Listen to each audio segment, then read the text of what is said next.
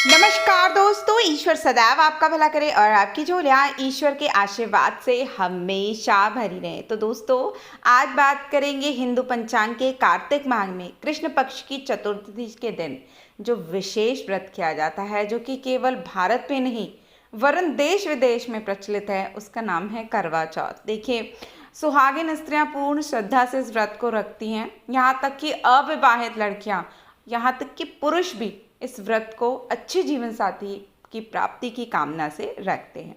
ये जो व्रत होता है, ये वैवाहिक जीवन को समृद्ध बनाए रखने के लिए, पति की लंबी उम्र के लिए विवाहित स्त्रियां रखती हैं और यह व्रत सायंकाल में चंद्रमा के दर्शन के बाद ही खोला जाता है। इस वर्ष 2020 में यह शुभ तिथि 4 नवंबर को मनाई जाएगी। देखिए, करवा चौथ का जो व्रत है विशेष रूप से उत्तर प्रदेश, पंजाब, राजस्थान, बिहार और मध्य प्रदेश जैसे राज्यों में मनाया जाता है।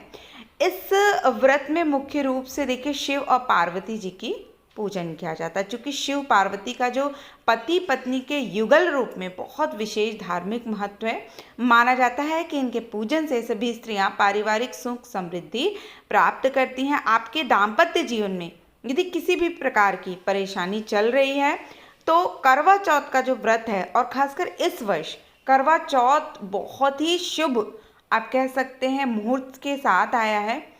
बहुत ही शुभ और बहुत ही कल्याणकारी मुहूर्त इस बार पड़े हुए हैं। देखिए, करवा चौथ पे इस बार बुध के साथ सूर्य विद्यमान है, तो बुधादित्य योग भी बन रहा है। इस दिन शिव योग के साथ ही सर्वार्थ सिद्धि योग और सप्त कीर्तिक महादीर्घायु और सौख्य योग भी है। तो आप कह सकते हैं बहुत शुभ योग इस पूरे दिन बने हुए हैं।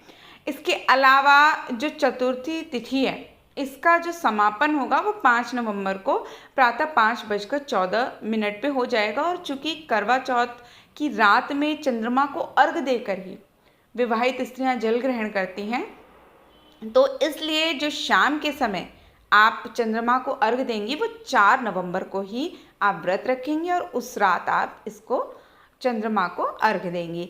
अब यदि शुभ समय की बात की जाए तो शाम 5:34 से शाम 6:52 का जो समय है वो करवा चौथ की पूजा का बहुत ही शुभ मुहूर्त है। इस दिन, इस शुभ मुहूर्त पे आप माँ पार्वती, भगवान शिव, कार्तिकेय, गणेश सहित संपूर्ण शिव परिवार का पूजन करें। माना जाता है कि माता पार्वती के आशीर्वाद से बहुत सारी सुख समृद्धि और खुशियाँ वैवाहित स्त्रियों को प्राप्त होती हैं यदि आप इस तरह से व्रत रखते हैं। लेकिन करवा चौथ की बहुत सारी कथाएं भी हैं जो जनमानस में हैं, और इस वीडियो के माध्यम से उन कथाओं को और किस तरह से करवा चौथ की पूजन विधि है, हम उसको भी जानने का प्रयास करेंगे।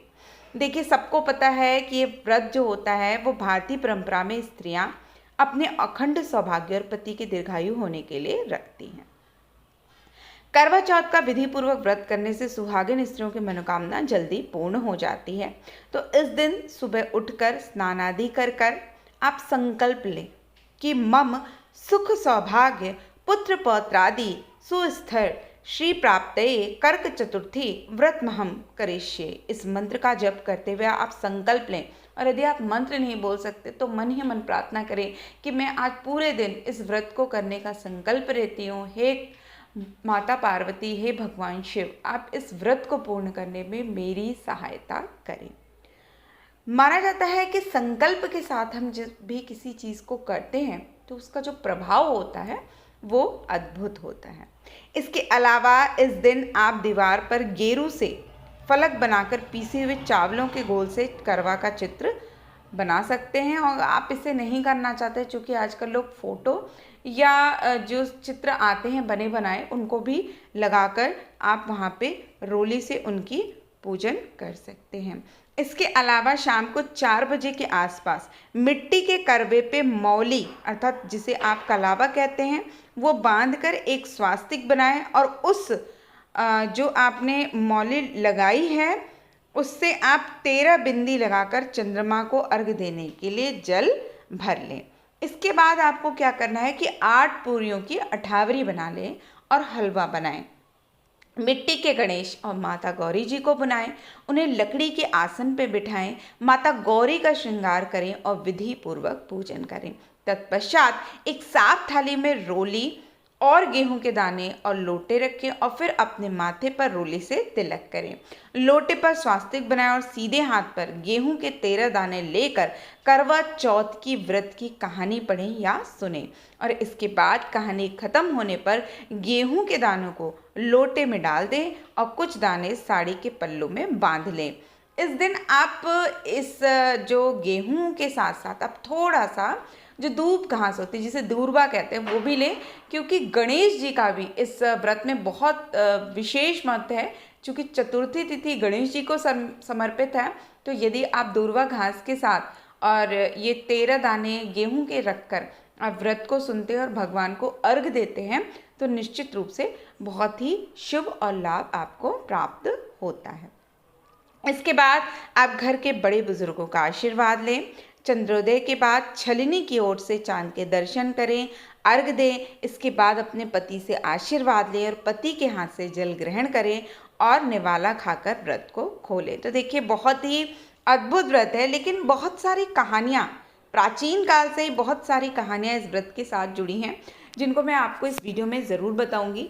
पहली जो कहानी है, माना जाता है कि महाभारत काल से ही इस व्रत को रखा जाता है, और इससे भी पहले कहा जाता है कि ये जो व्रत है ये शक्ति स्वरूपा देवी पार्वती ने भोलेनाथ के लिए रखा था, और इसी व्रत से उन्हें अखंड सौभाग्य की प्राप्ति होती। इसलिए सुहागिनें अपने पति की लंबी उम्र की कामना से यह व्रत रखती हैं और देवी पार्वती और भगवान शिव जी का पूजन करती हैं।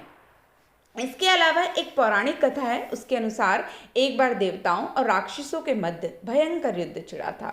लाख उपायों के बावजूद भी देवताओं को सफलता नहीं मिल रही थी और दानव थे कि वह हावी हुए जा रहे थे। तभी ब्रह्मदेव ने सभी देवताओं की पत्नियों को करवा चौथ का व्रत करने को कहा। उन्होंने बताया कि इस व्रत को करने से उनके पति दानवों से यह युद्ध जीत जाएंगे। और इसके बाद कार्तिक माह की चतुर्थी के दिन सभी ने व्रत किया, अपने पतियों के लिए युद्ध में सफलता की कामना की।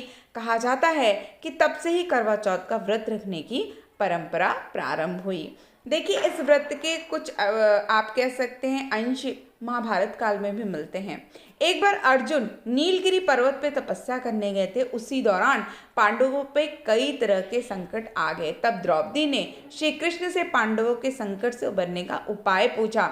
इस पर कन्हैया ने उन्हें कार्तिक माह की चतुर्थी के दिन करवा का व्रत करने को कहा, और उसके बाद द्रौपदी जी ने यह व्रत किया और पांडवों को संकटों से मुक्ति मिल गई।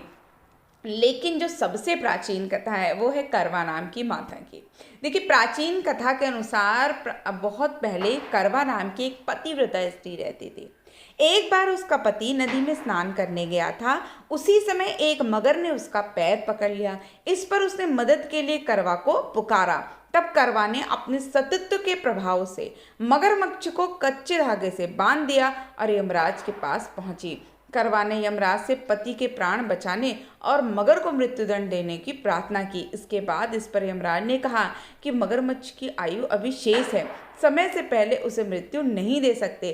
तभी करवा ने यमराज से कहा कि अगर उन्होंने करवा के पति को चिरायु होने का वरदान नहीं दिया तो वो अपने तपोबल से उन्हें नष्ट होने का श्राप दे देंगे। इसके बाद करवा के पति को जीवन दान मिला और मगरमच्छ को मृत्यु दंड मिला।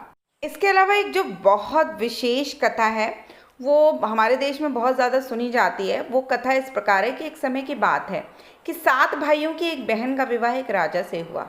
विवाहोपरांत जब पहला करवा चौथ आया तो रानी अपने मायके आ गई।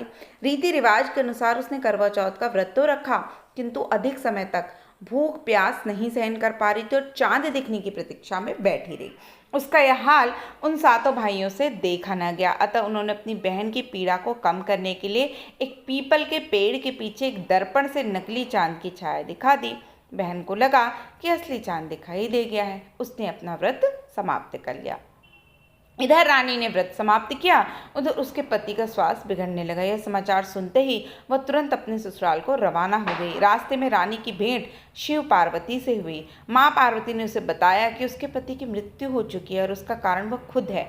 रानी को पहले तो कुछ भी समझ नहीं आया, किंतु जब उसे पूरी बात का पता चला तो उसने माँ पार्वती से अपने भाइयों की भूल के लिए क्षमा याचना की। यह देखकर मां पार्वती ने रानी से कहा कि उसका पति पुनः जीवित हो सकता है यदि वह संपूर्ण विधि विधान से पुनः करवा चौथ का व्रत करे।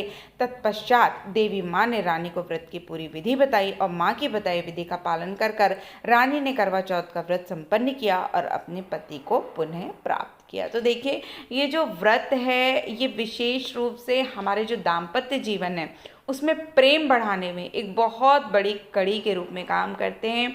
तो मेरी ओर से सभी विवाहित महिलाओं को जो करवा चौथ का व्रत करने वाली हैं उन सभी को ढेरों शुभकामनाएं। ईश्वर आपका सुहाग बनाए रखें, आपके जीवन में सुख, समृद्धि और उन्नति लाएं। तो फिर मिलते हैं ऐसी विशेष कथाओं के साथ, तब तक के लिए नमस्कार।